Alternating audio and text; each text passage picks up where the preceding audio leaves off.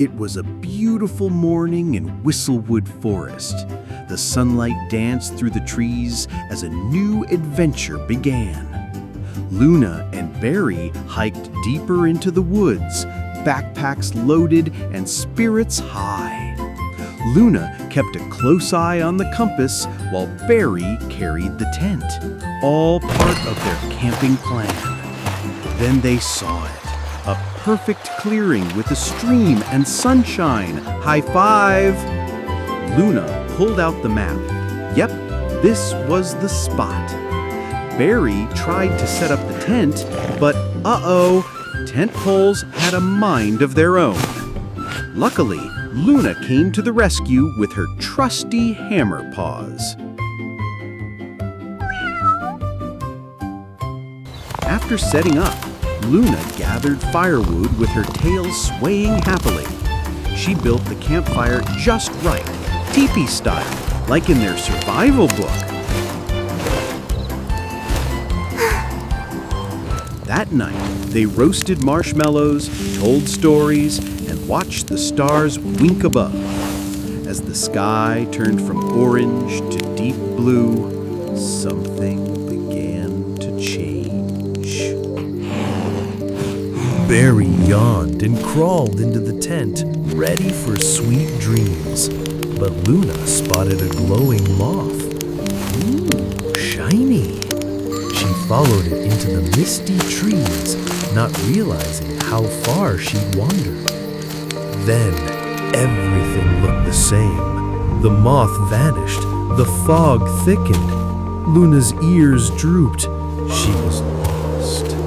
She tried to find her way back, but the trees whispered in every direction.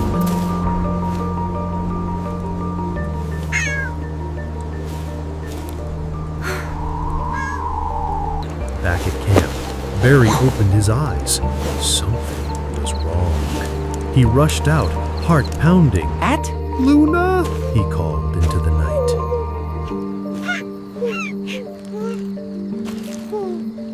Barry grabbed his flashlight and whistle. It was time to use what they learned. Barry took a deep breath and blew the whistle as loud as he could. The sound echoed through the forest, swirling through the mist like a ripple. Far away, Luna heard it. She perked up and blew her whistle too.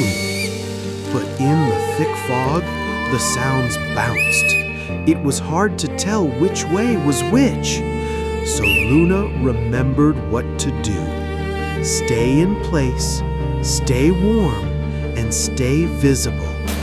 She curled up under a tree, wrapped in her emergency blanket, and turned on her red blinking signal light.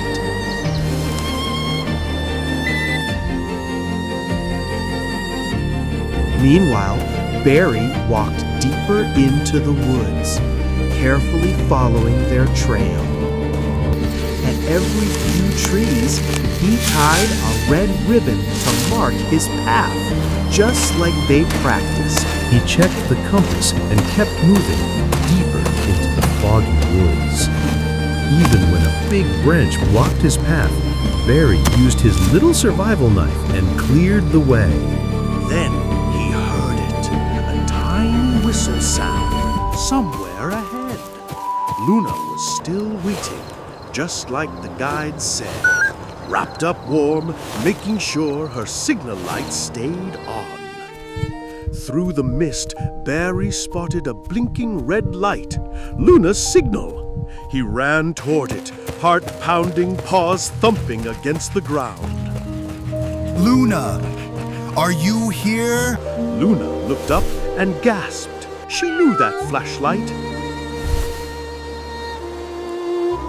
They found each other at last. No words, just the warmest, tightest hug. Side by side, they walked back through the fog, following their own red ribbons home. And when the tent came into view, they knew everything was going to be okay. Back at the campfire, the cocoa was warm and their hearts were warmer. Barry even gave Luna the biggest marshmallow. That's real friendship. No more glowing moths, Luna giggled. Barry grinned, unless they taste like marshmallows. Later, they lay beneath the stars, quiet and content under the wide night sky. They thought about the things that helped them through: whistles, ribbons, staying calm, and never giving up. Snuggled in their tent, they drifted to sleep with smiles on their faces. And when morning came, the forest glowed with golden light, clear and peaceful once more. They packed up their things, a little tired, a little wiser, and walked home together, knowing one thing for sure: the best survival skill is sticking together